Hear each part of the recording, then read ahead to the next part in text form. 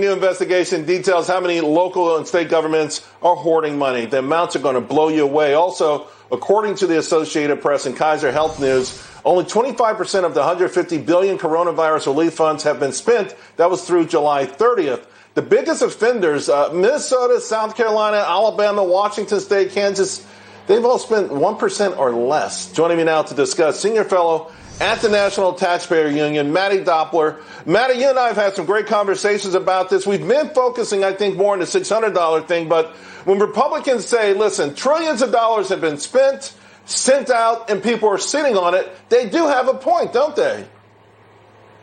They certainly have a point. And I think that Senator Mitch McConnell was very clear on this point early on in the negotiations, where he said, listen, of course there's a role for the federal government to play here, particularly since states did not have reserves on hand to address a pandemic of this scope. But what he said was, we're not going to use the federal government to bail out states that have for too long functioned as a factor of taxpayer largesse, and as a result bankrupted their pension programs and other liabilities that are going to come down the pipe. That seems to me to be a very clear red line. What Democrats have done is said, no, we know states are bankrupt. All of them. Every single state is bankrupt. If somehow Democrats know this when the rest of us don't have any of this information. Not only do they say that, they say because states are going to be bankrupt as a result of COVID, we need to give them $1 trillion over the next couple of months. When even the most left-wing estimates of what COVID's going to do to state budgets is half that over the next 2 years. So the real question here is how bad are state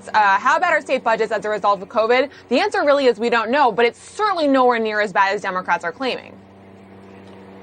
Right, and of course in South Dakota, you have a state that says, hey, we don't even need additional help for unemployment benefits. Hey, I want to ask you quickly about a topic I heard about on Friday. Affluent Californians may be hit with a new wealth tax. This one is one for the record books. Now, apparently if you have over $30 million, they're going to be hit with a 0.4% wealth tax. And they're going to raise the top rate to almost 17% from 13%. But the kicker, Mattie, is that you can leave the state. You could be out of the state for 9 years. They still want their pound of flesh, and they're going to come and get it. I mean, now, this is crazy stuff. What do you think about it?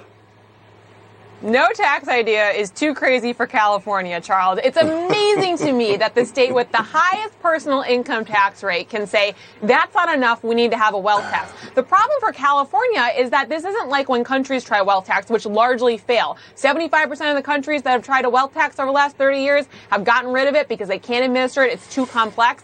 But that makes it difficult for citizens in those countries, right? In California, if you're someone subject to a wealth tax, you're just going to hop over the border and live in Arizona instead. It's a lot easier. You don't need a passport to make that move.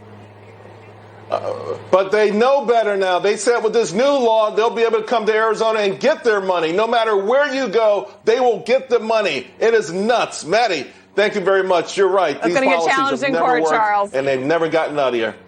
All right. Hey, folks, we'll be right back. Charles.